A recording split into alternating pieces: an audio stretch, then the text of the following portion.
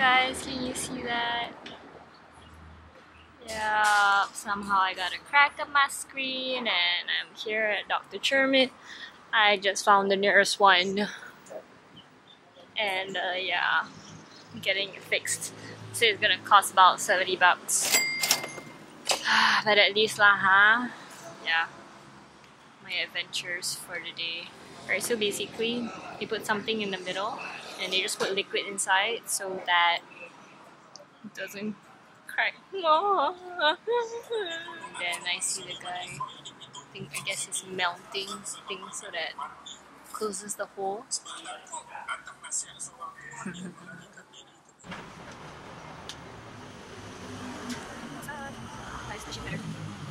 Does she look better?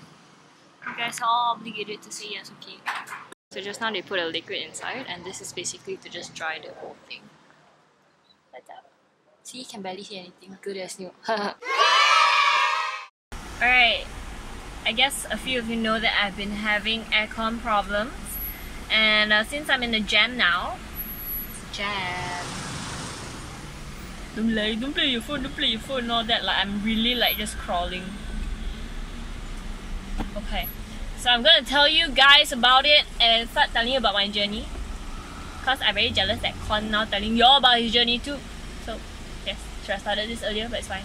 Okay, so what happened was my aircon started not consistently.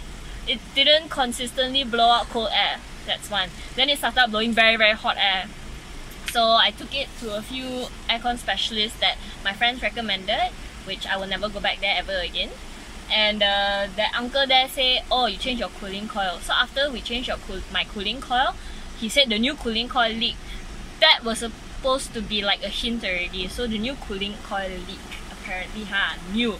Like I spent about 2 to 3K changing the cooling coil and it's leaking. So they underwent like some testing and whatnot and sent to another mechanic. So the other mechanic was just instructed to check whether the cooling coil was leaking, and if it's not, then pasang new cooling coil. Then after that, it was working for a little bit and then now it's blowing hot air all over again. Obviously I'm not happy. I know I can drop the top, but it has been very rainy these few days and very hot these few days, so sometimes I would appreciate to have a little bit of aircon. But yeah, so I went back to the mechanic that changed the cooling coil, and then only I realized that he actually didn't check my car. He was just instructed to change the cooling coil. So after that, I started thinking back, I started reflecting, and then I realized that it's actually not his fault. It's or anyone's fault. It was initially the uncle that said needed to change cooling coil, and then he realized that there was still a leak because it wasn't my cooling coil's problem. I didn't have to change my cooling coil.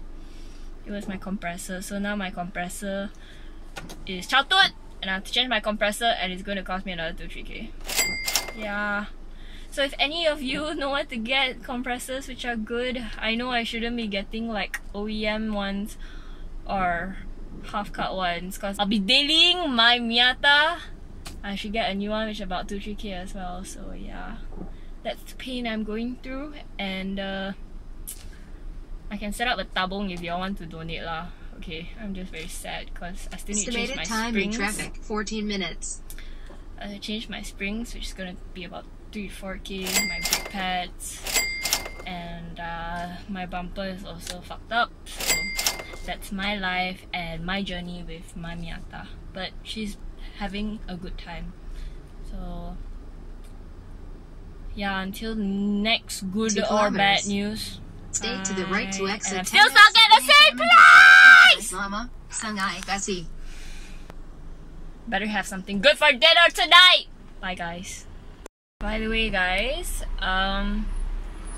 just talking about my second-hand buyer experience, or my experience buying second-hand cars. My car is reaching the 10-year mark, so all of this is bound to happen, be it cooling coil, be it compressor. And what I could have done better is maybe I could have knew that this is going to happen and then perhaps saved up more, or you know, have a funding or just an account for my baby, so if anything goes wrong I know that that's there. Because when I bought this car, I really like okay, all these savings that I have, not all lah, okay, but yeah, I still have savings. Don't do that, guys. Don't do a Bobby. I do not agree. I know he's hardcore, but don't do a Bobby. Nope. At least have some savings now, okay? But I took majority of my savings out to get this car. So right now I'm like, okay, it's very heart aching to know like every month I have to replace something.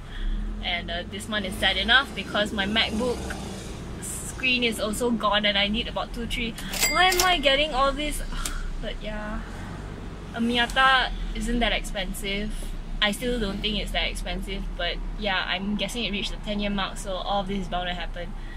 When it reaches a certain mileage, I have to overhaul it, which is gonna cost me like, I'm guessing 5 to 6k as well, so I have to save up for that. So you really have to consider all this. I didn't. But yeah, if you wanna know, this is my experience. Do I have any regrets? No. None. Bye.